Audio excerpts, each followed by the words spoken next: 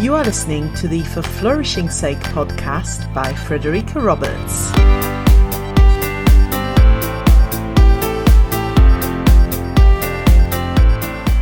Welcome to episode 12. Today, I would like you to consider what your life might be like if everything went exactly the way you want it to go. Let me take a step back. On Sunday, the 16th of November, I celebrated the first anniversary of my life-changing weight loss surgery. I won't go into great detail here, but if you want to know more, you can watch my live videos about it on my YouTube channel.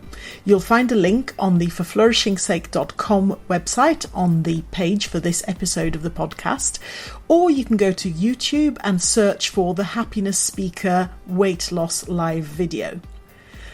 Reaching this important milestone caused me to reflect on some of my challenges and achievements over the past year. And as I did so, I looked up from my desk at my best possible self scribbles from January 2017. You can see a copy of these on the episode's podcast page, again at forflourishingsake.com. I did this activity during my Introduction to Positive Psychology module at the start of 2017 as I began my MSc in Applied Positive Psychology. I looked at what my best possible self would look like 5 years later in 2022. Under health, I listed being a healthy weight and swimming regularly, no longer suffering from sciatica, being full of energy and vitality and having glowing skin. Under work and education, I listed having obtained a distinction in my master's degree, which seemed a very tall order at that point, and having begun work towards a PhD. Halfway through the 5 years, I have reached most of those health goals, have obtained a distinction in my master's, and have now embarked on an Ed.D., a different but equally valid and more appropriate, for me, route of obtaining a doctorate. Yet the activity I did, the best possible self-intervention, was not intended as a goal-setting activity. This activity is a positive psychology intervention aimed at improving mood and increasing optimism.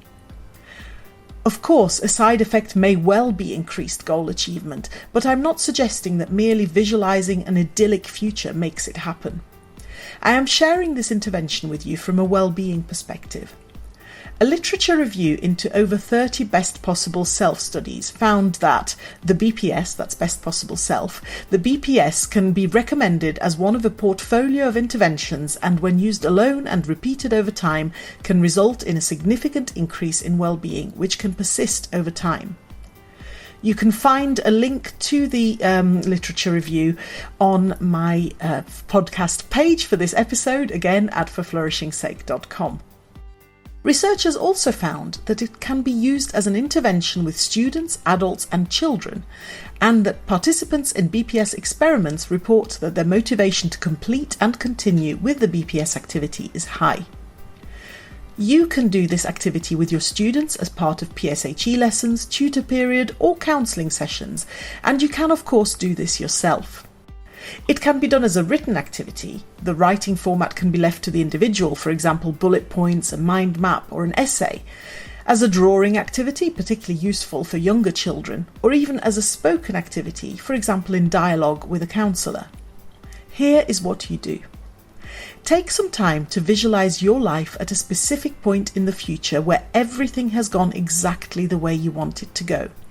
You have done and achieved everything you wanted to achieve. Everything has gone brilliantly for you. Think about this point in time in the present tense. This is really important. What are you doing? What are you thinking? What are you feeling? What is happening in your life at this point in time? You can do this on multiple aspects of your life. For example, for students, it could be their schoolwork, or for you, your career. You can look at family or health, or you can choose a specific aspect you want to focus on and just do it on that. Write, draw, or discuss your answers, or find any other creative way of doing this. For example, a collage, a poem, or even a play. Why not? Repeat the activity as often as you like for increased positive results. I personally found it useful to pin my musings above my desk as a reminder of what I visualised back in 2017. This activity has truly been life-changing for me. Research suggests it can have a significant positive impact on well-being. Give it a try and let me know how it goes. I always love hearing from you. And as always, until we speak again, For flourishing's sake, have a great week. Thank you for tuning in to the For Flourishing's Sake podcast.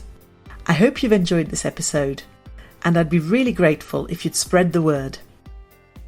If you'd like to get in touch with questions or comments, or to contribute to a future episode, please go to forflourishingsake.com, where you'll find all my contact details, and there you'll also be able to leave individual comments on specific episodes. I look forward to hearing from you.